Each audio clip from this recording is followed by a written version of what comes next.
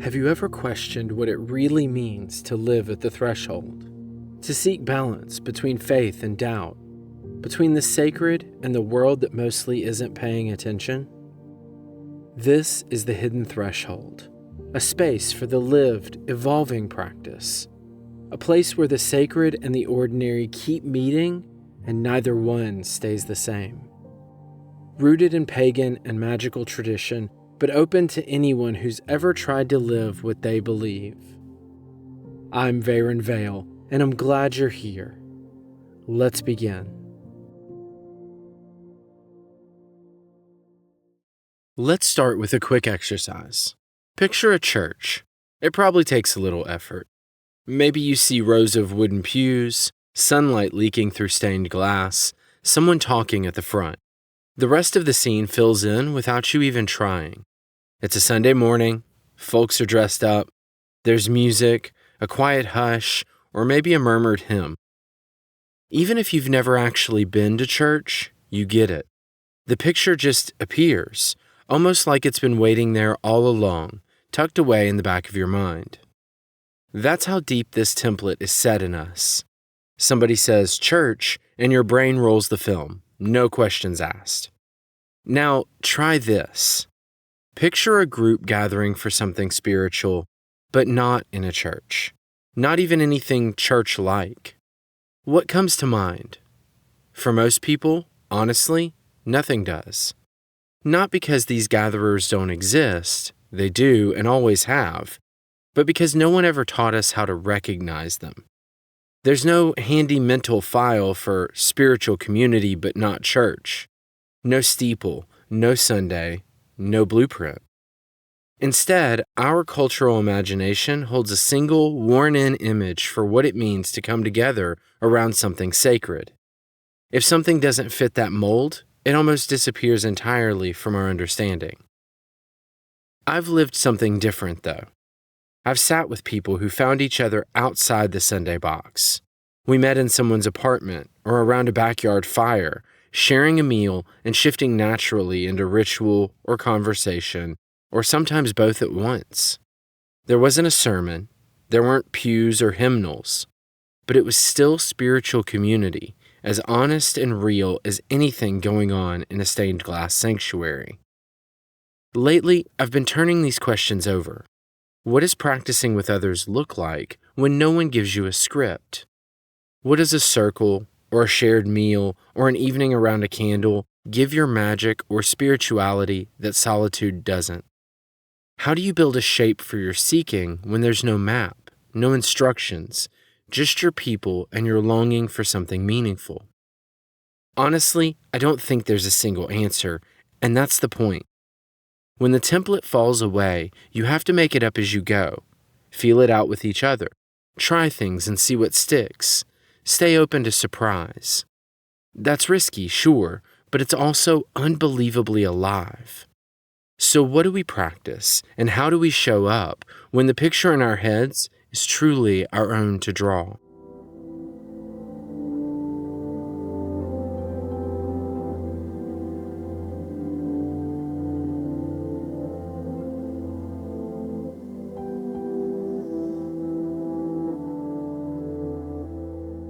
Once upon a time, I had a circle that didn't care about having a building. We didn't need one. So much of pagan practice comes alive through the land and sky, not four walls and a ceiling. Everything, the wheel of the year, the phases of the moon, the shifting seasons outside, had more weight than a scheduled slot or a room with pews. Our holidays, esbats, and the rhythm of our gatherings always synced with what the earth was doing, not with what some congregation's calendar dictated. That's not a knock on traditions that do gather in a building, on a set day, with a set structure. There's real value in that consistency, and plenty of pagans have that too. Ours just didn't, because so much of what we practiced was already tied to the land and the sky. We came together to celebrate both the tradition and each other. That second bit mattered more than you'd think. Having people around you who genuinely wanted to be there, share a meal, and laugh before stepping into ritual made the night feel different, you know? Our gatherings weren't like walking into a polished sanctuary and picking a seat. Instead, we'd show up at someone's house or backyard, arms filled with food, ready for dinner and conversation first. Plates moved around, people wandered in and out of stories, and the room buzzed with the kind of chatter that only happens when everyone actually likes each other. Later in the night, once we'd had our fill and let the conversation meander, we'd ease into the ritual, often outside if the weather allowed. Ritual wasn't this side thing, some extra ceremony tacked on at the end. It flowed right out of the evening, as natural as laughing over dessert. Dinner, talk, the working, there was no dividing line. It was just one night, one shared experience, not 3 separate events laid out on a calendar, but a single tapestry that blurred the boundaries. I still wonder, what would gathering look like if we stopped trying to make it fit some weekly time slot? If we followed the moon or the turning seasons instead of the clock? It would look, well, like what we had. Admittedly, it wasn't predictable in the way you could count on the same hour every week, but it was more alive. It moved with the wheel of the year, anchored to real shifts in nature instead of arbitrary scheduling. We picked the solstice because it was happening right then, not because a spreadsheet said so. None of this demanded a permanent building. What it really needed was people who showed up, a meal to share, and trust. Enough trust that the ritual felt organic, not tacked on, where practicing together and being together blurred into a single thing. The whole night wove community and the sacred so tightly you couldn't always tell where one stopped and the other started. A building never made our circle. The land did that. The sky, the turning earth. It set the rhythms, grounded us, marked time, the same way a sanctuary does for traditions that gather in one. We just didn't need walls to get there.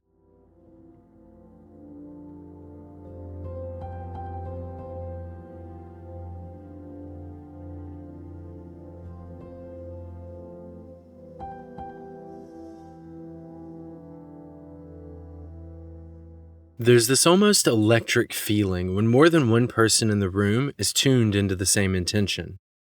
I don't mean that as some vague, mystical talk. Well, not just that. I mean it's real, tangible. When you're doing a ritual by yourself, there's a quiet intensity to it. Everything is internal. It's your space, your energy, and you're the one holding it together. Bring more people into that space, though, with all of you aiming at the same outcome at the same time, and suddenly something shifts. It's not just a collection of separate energies. It's like they fuse and amplify each other. The atmosphere thickens or starts to buzz. Sometimes it gets so dense or bright, you almost forget how many people are actually there. It feels bigger, as if the room is containing something that couldn't exist without the group. I remember the first time I felt that shift, when someone else picked up the same thread I was pulling. The mood changes, sharp and immediate. It hits in a way that you just can't create by yourself, no matter how many hours you spend in meditation or how deep you go. It's not a matter of one being better than the other. Group ritual and solitary practice are just different animals. When you're alone, you can go as deep as you want, control every aspect, explore without any outside influence. But you can't conjure that shared intensity, that moment when several people sync up and the energy starts to weave together. That takes others, plain and simple. Then there's this business of being witnessed. When you're practicing on your own, every milestone, every stumble, every breakthrough, those moments live inside you, sometimes even slipping by unnoticed. But in a group, people see you change over time. They'll remember when you were struggling with some aspect last winter and notice, months later, when it suddenly clicks for you. There's accountability in that. No one's breathing down your neck, but there's a subtle encouragement that comes from being seen, recognized, and remembered by people who actually care. It's about having a community that pays attention, not judgment. The cross-pollination that happens when different people bring different backgrounds into the circle is a gift you can't manufacture alone. Someone might introduce an approach or a small trick that would have never crossed your mind. Not that you couldn't reach those insights yourself, maybe after years of trial and error, but some perspectives are born from different experiences, different lineages. Every group is a blend, and every meeting becomes this site of unexpected learning. Books and self-study can't quite carry you into those fresh directions, the kind that happen when another person simply asks a question you never thought to ask. None of this is about ranking solitary practice as lesser. It just does different work. Circles, groups, whatever you want to call collective practice, add facets you can't get from working alone. Just like working alone gives you total freedom, deep privacy, and pace that's entirely your own. Each has its particular strengths. Being honest about what practicing as a group really offers and what solo work gives in return isn't about scoring points for one or the other. It's just knowing which tool to pick up when you want to do a certain kind of magic.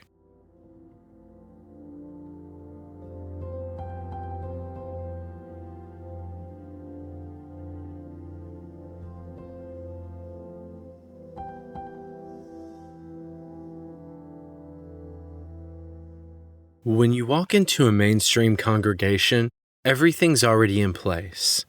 The building's there, the schedule's set, and the hierarchy? It's been around forever. Roles are mapped out, everyone knows how things work, and honestly, you just have to show up. The whole thing kind of swallows you up and carries you along. That wasn't our story. We didn't get handed anything. We had to build it all, piece by piece, right from the ground up. When do you meet? Nobody hands you a ready-made calendar and says, "Here you go."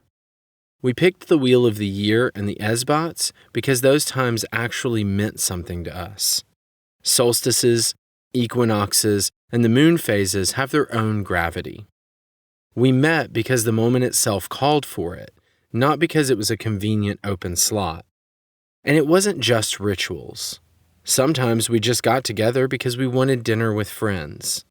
No working or agenda, just the connection, which was the whole point, instead of just a warm-up act before the real thing.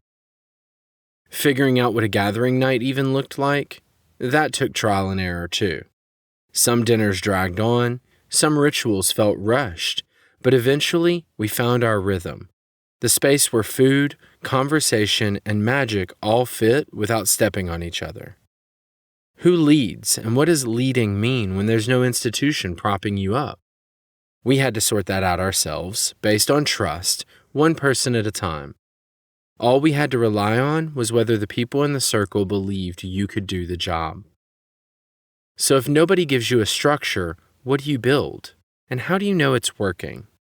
You pay attention. That's how. Did people actually want to come back? Did the rituals do what they were meant to do? Did trust grow deeper or just stay on the surface? We didn't keep attendance sheets. There wasn't some outside committee grading us.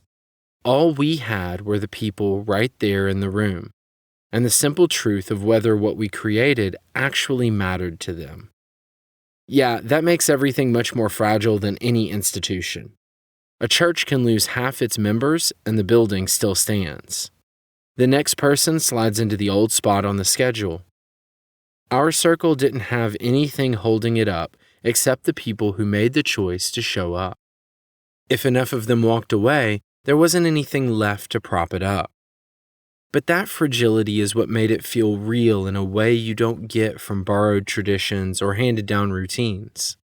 Every bit of what we built was there because someone in the circle chose it.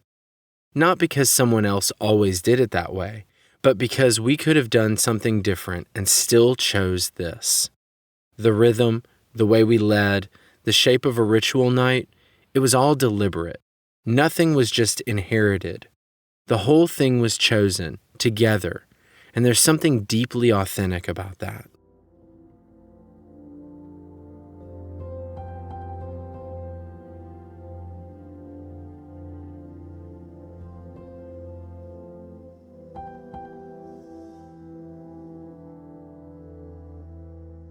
People have two main stories they tell themselves about what we were really doing in that backyard. The first one comes straight from a certain kind of religious upbringing. I know it because I grew up with it. It goes like this. If something isn't part of this faith, it's not just other, it's against the faith. Not neutral, not just a different flavor, something dangerous, maybe even evil. Not just mistaken, but actively working against their God's plan. I want to be fair because honestly, this story isn't just a simple misunderstanding. It's rooted in doctrine.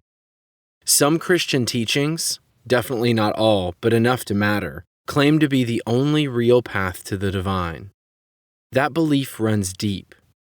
I'm not interested in tearing down anyone's faith or judging people who hold it. Most of them mean well.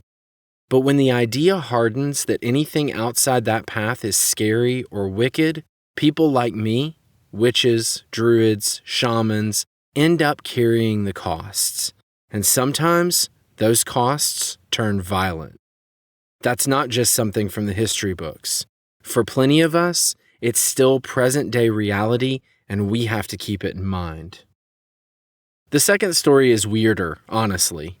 Usually, it comes from people who never got the fear handed down in Sunday school or prayer meetings. Their version comes from horror flicks, urban legends, strange news stories, stuff about dark rituals and mysterious sacrifices. The kind of thing people whisper at campfires or freak themselves out over on a random weeknight.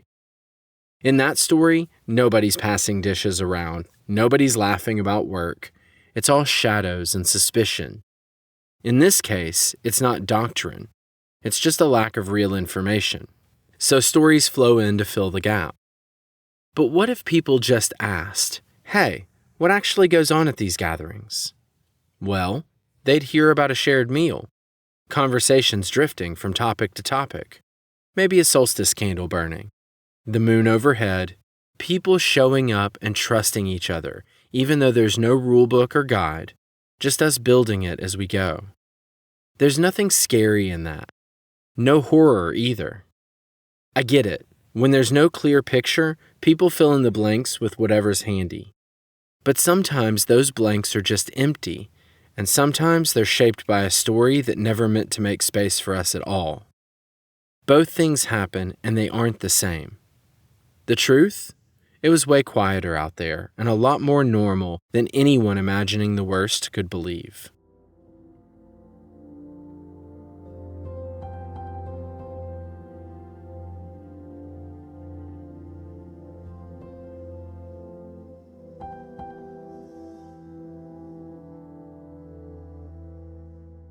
Tonight, it's quieter than usual. Just me, a candle flickering, and whatever work the night demands.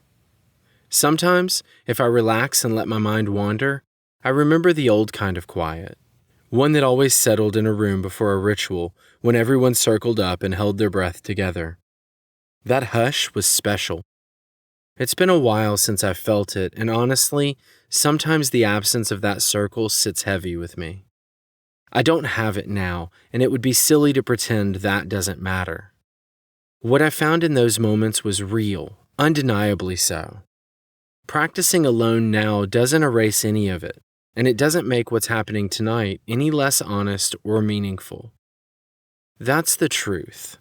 Both things, the longing for what's gone and the reality of what's here, just coexist. Spiritual connection never needed a building or a holy day to feel solid. We built a kind of community from ordinary stuff. Dinners that lasted late into the night, birthdays celebrated, the kind of trust where you can't really hide. While it lasted, it genuinely held us up. The absence now doesn't go back in time and rewrite any of that. And it doesn't turn my solo practice into something hollow or incomplete. All that's changed is the shape of things. That's all different ever signified. It doesn't mean less, just not what it was. The candle's still burning. I'm still here, showing up, trusting that the work takes whatever form it needs to. I guess that's just what practice is, letting it be real in whatever shape it shows up.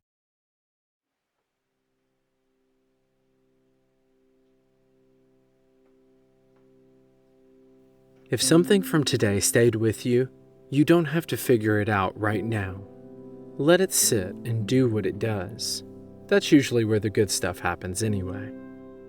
You can also find writing from this same place, shorter pieces on Substack and longer ones on Medium. There are links in the show notes. I'm Veyrin Vale, and this has been The Hidden Threshold, part of the Obscura Meridian family of projects. Thanks for being here.